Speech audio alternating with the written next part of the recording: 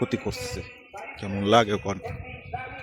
এই যে কাঠবিড়ালি যন্ত্রণা, কাঠবিড়ালি থেকে কেমনে যে বাঁচা যায়, কেউ যদি জানেন একটু বলবেন। আসসালামু আলাইকুম।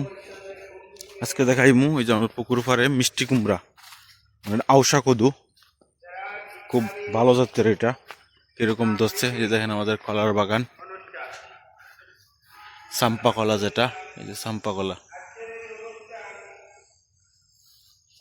তো মূলত এই যে দেখেন আমাদের কদুর বাগান। এটি হচ্ছে তো মিষ্টি কদু, মাটিতে যেটা হয়। লাগাই দিছি, যাই হইলো, খাইলাম। একটু আগে আমরা এই যে ফুল ফাইরে নেওয়া হয়েছে বড়া বানানোর জন্য। এই যে দেখেন মিষ্টি না আউশা কদু, খুব সুন্দর কিন্তু হয়েছে। কিন্তু কাঠবিড়ালি যন্ত্রণায় খুব ছাতাইতেছে। আমরা অলরেডি 4-5টা মানে লাউ নষ্ট করছে। দেখেন খুব সুন্দর।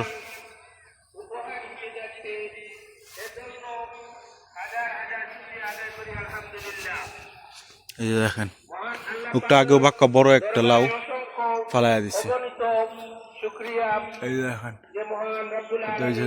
নাসিরে বারে, এই যে এটাও, এই যে দেখেন শেষ।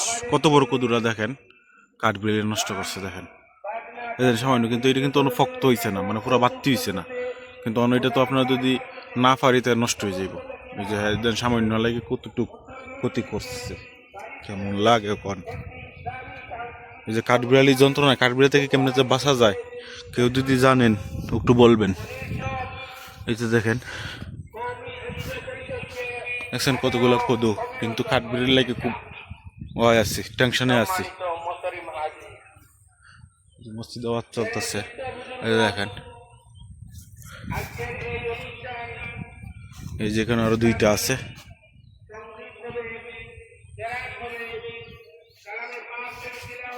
কিন্তু পুকুর পাড়ে দেখছেন কি পরিমাণ ধরছে।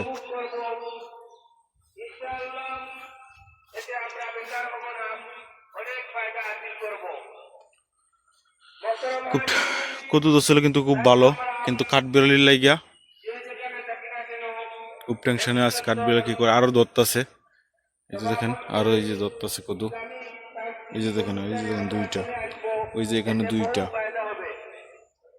এটা কিন্তু আমরা কোনো সার ব্যবহার করছি না। এই যে দেখেন আমাদের এদিক দিয়ে গোবর যে নামে, সামনে গাতো আছে, ওই যে আমরা গোবর জল করে রাখছি, ওই যে দেখা যায়। এই যে দেখতে যায় গোবরটা, এই যে গোবরটা তুললাম, বাস এই যে দিয়ে দিলাম। এটা হচ্ছে সার মুক্ত।